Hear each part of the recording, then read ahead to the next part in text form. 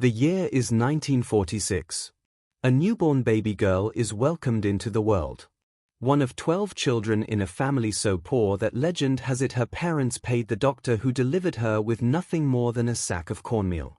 That little girl was Dolly Rebecca Parton, a name that would one day sparkle across billboards, theaters, movie screens, and concert halls around the globe. Fast forward through the decades, and Dolly Parton isn't just a country music star. She's an institution. She sold over 100 million records worldwide, stacked up 11 Grammy wins out of nearly 50 nominations, built Dollywood into one of America's most beloved theme parks, and even launched a literacy charity, the Imagination Library, that has sent over 200 million free books to children.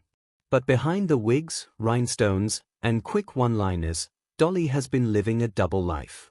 For 30 years, she built a sparkling public persona that everyone thought they knew while carefully keeping another, quieter self hidden from the spotlight. That contrast, that tug-of-war between Dolly the icon and Dolly the woman, is what makes her story so magnetic. This isn't about scandal or deception. It's about survival.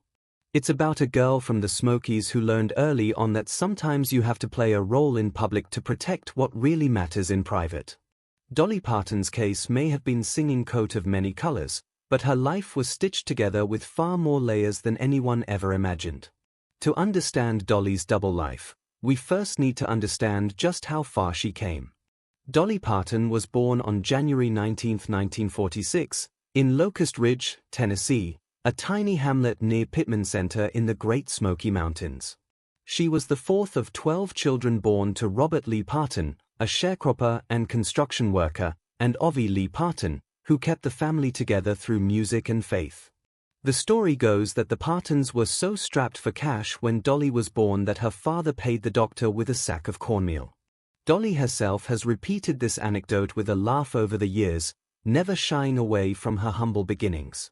Poverty, in fact, would later fuel some of her most enduring songs, like Coat of Many Colors, written about the patchwork coat her mother stitched together from rags. Life in that one-room cabin was crowded, noisy, and brimming with music. Ovie Lee taught her children Appalachian folk songs, and Dolly absorbed the hymns she heard in church. By the time she was 10, she was already performing on local radio stations in Knoxville.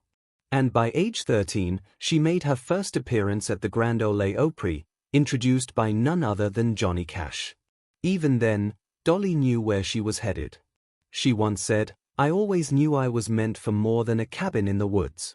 I just didn't know how far I'd have to go to get there." True to her word, the very day after she graduated high school in 1964, she packed her bags and moved to Nashville, determined to chase her dream. The early years weren't easy. Nashville was full of hopefuls, and Dolly's high mountain-tinged voice wasn't exactly the mainstream sound of the time. But persistence was her secret weapon. She signed with Monument Records, initially pushed toward pop, but quickly found her footing in country.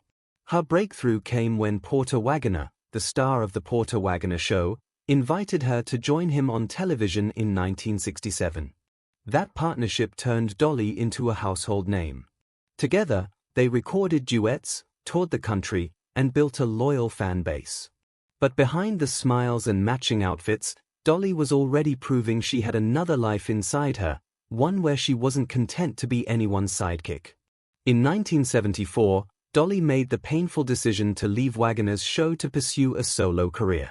To soften the blow, she wrote I Will Always Love You, a farewell ballad that would go on to become one of the most famous songs in history. That single act encapsulates Dolly's double life perfectly, sweet on the surface, but rooted in tough decisions, ambition, and the need to define herself on her own terms. The girl who started with nothing but a cornmeal birthright was now well on her way to becoming a star. But stardom required more than a good voice. It required a carefully crafted image. And that's where Dolly's other life really began to take shape.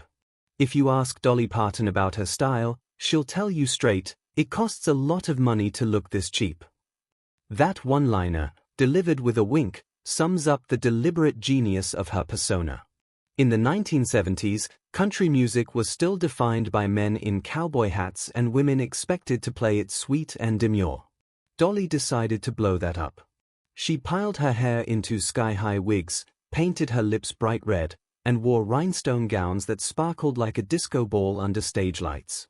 She once confessed that her look was inspired by what she called the town tramp back home, a woman gossiped about in whispers, but remembered for her boldness.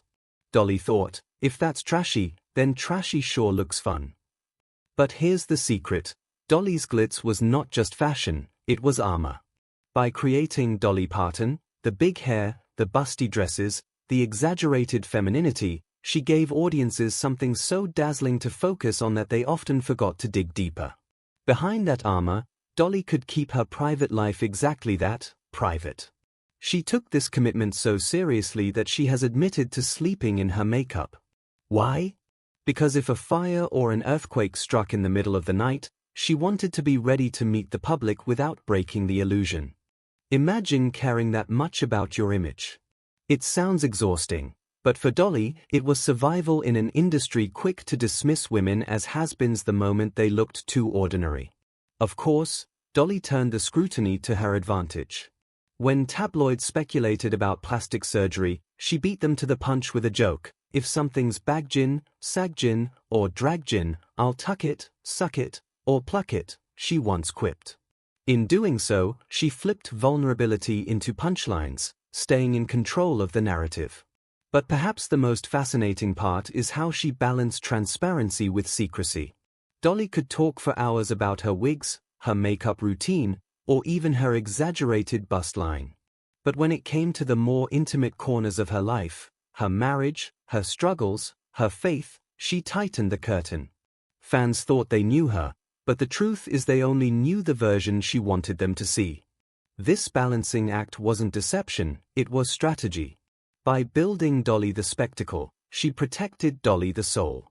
She carved out a space where she could survive the pressures of fame, remain in charge of her career, and still keep her deepest truth sacred. And yet, as we'll see, Dolly's contradictions only multiplied.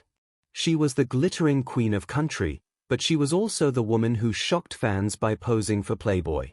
She was a devout Christian, writing gospel music while simultaneously chasing crossover success on the pop and rock charts. She was generous and philanthropic, but also shrewdly business-minded, turning herself into a brand decades before that became the norm. The wig and the rhinestones weren't just a look, they were the mask that let her live two lives, one for the world and one for herself. By the time the rhinestones were blinding and the wigs reached skyscraper heights, Dolly Parton had built herself into a brand. But every brand has its fine print, and Dolly's was written in invisible ink. Let's start with the most enduring mystery, her marriage. Dolly Parton married Carl Thomas Dean on May 30, 1966. The ceremony was tiny, just Dolly, Carl, her mother, the preacher, and the preacher's wife. Carl was her partner for nearly 6 decades. Yet for most fans, he's a ghost. He rarely appears in public, never attends red carpets, and the man has declined interviews with a consistency that could win Olympic gold. This fueled endless speculation. Was he real? Were they secretly divorced? Was Dolly covering up some hidden romantic life? She leaned into the rumors with humor, once joking that people thought she had a mannequin in the closet she called Carl. In reality, Carl simply hated the spotlight. While Dolly was building Dollywood, touring stadiums, and starring in 9 to 5, Carl was running an asphalt paving company and living a low-key life in Nashville.